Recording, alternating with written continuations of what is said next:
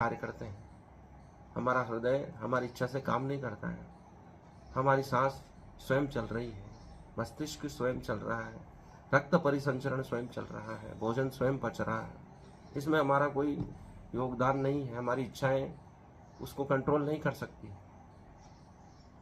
धूप गिरेगी तो पसीना होगा, गर्मी लगेगी तो पसीना होगा, सर्दी के मौसम में ठंड लगेगी। तो ये शरीर की स्वाभाविक क्रिया है कि उसमें प्रतिक्रिया दें। वैसे आत्मा की स्वाभाविक प्रतिक्रिया है कि जब शरीर रहने योग्य नहीं है तो उसे छोड़ के चली जाए।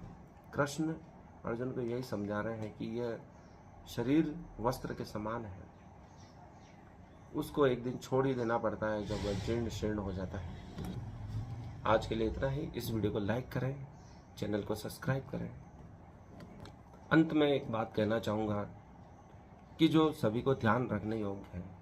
भगवान बुद्ध ने कहा था कि हर पल का ध्यान रखो, सोते उठते बैठते चलते हमेशा बुद्ध की भांति व्यवहार करो। वह सोते हुए भी परम सुंदर दिखाई देते थे, अर्थात उस समय भी वह ध्यान को उपलब्ध थे। उनका पात्र मिट्टी का था, जब से उनको दिया गया उनके मृत्यु पर्यंत तक वह सुरक्षित रहा, जिसमें वह भिक्षा मांगकर लाते थे। अर्थात उनको एक एक क्षण का बोध था। जब जंगल में विचरते समय एक मक्खी को उन्होंने हाथ से उड़ाया तो मक्खी के उड़ने के बाद भी उन्होंने पुनः हाथ से उड़ाने का नाटक किया, अभिनय किया। तो आनंद ने कहा कि आप मक्खी उड़ा चुके हैं, वापस किसको उड़ा रहे हैं? तो बुद्ध ने बहुत ही उत्तम बात कही कि वह मक्खी होशपूर्वक नहीं उड़ाई गई थी।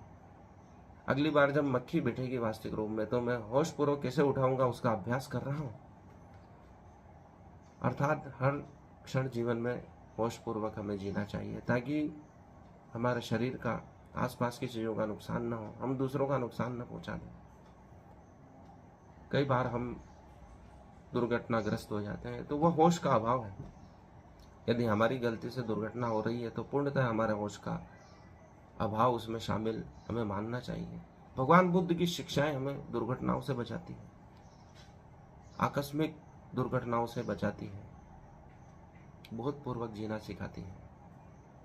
जीवन में हर क्षण बोध रखने का अभ्यास करें। चूक जाओ तो डरे नहीं, पुनः अभ्यास करें, क्योंकि ओशो ने कहा था कि जीवन एक खेल है। आप चूकोगे और पुनः उसे उत्तम रीति से करने का प्रयास करोगे और सर्वश्रेष्ठ देने का प्रयास करेंगे। ये ठीक वैसे ही है। कोई खिलाड़ी किसी मैच को जीतने से चूक जाता है, लेकिन वह सोचता है कि मैं अगली बार और अच्छा अभ्यास करके इसे जीतने का प्रयास करूँगा। ये जीवन भी वैसा ही है। बार बार इसमें हार जीत है और पुनः अभ्यास की संभावना बनी है। धन्यवाद।